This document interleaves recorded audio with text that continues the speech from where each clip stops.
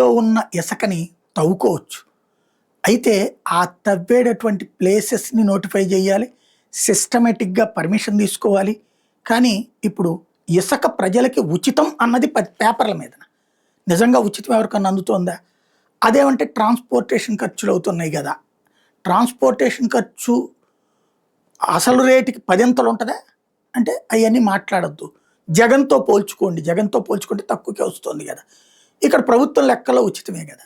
అప్పుడు ప్రభుత్వానికి 700 కోట్లు వచ్చినాయి, ఇప్పుడు 7 రూపాయలు కూడా రావు.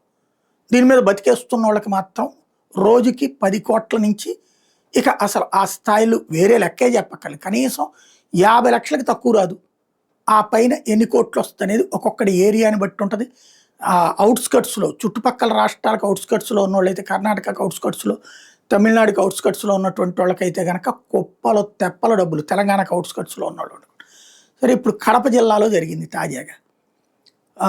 అక్కడ ఉన్నటువంటి నదిలో తవ్వి తీసినటువంటిది క్వారీలో ఇసుకను తవ్వేశారు. అద్దాల మరి సమీపంలో పాపాగ్ని నదిలో అందులో ఈతకు వెళ్ళినటువంటి జయంత్ రెడ్డి, రాజవర్ధన్ రెడ్డి, 2 పిల్లలు, 17 ఏళ్ళు 15 ఏళ్ళ పిల్లలు చనిపోయారు.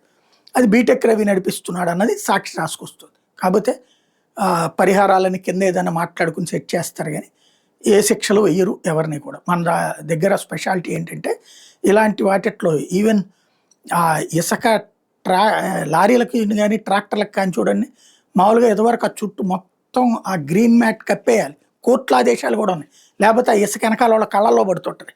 కానీ ఆ మొక్కుబడిగా ఓ సొగం వేసి తీసుకెళ్తున్నారు. ఎవడు పట్టించుకుంటున్నాడు? అటు పక్కన ట్రాన్స్పోర్ట్ డిపార్ట్మెంట్ పట్టించుకుంటుందా, మైనింగ్ డిపార్ట్మెంట్ పట్టించుకుంటుందా, పోలీస్ డిపార్ట్మెంట్ పట్టించుకుంటుంది? ఏదో చాటుగా లేవు, బహిరంగంగా జరుగుతున్నాయి. అట్లాగే ఎక్కడ తవ్వుతున్నారో అందరికీ తెలుసు, అక్కడ పర్మిషన్ ఉందో లేదో ఎవరికి తెలియదు, ఆ ఏరియా పంచాయతీకి కూడా తెలియదు. అది విచిత్రం.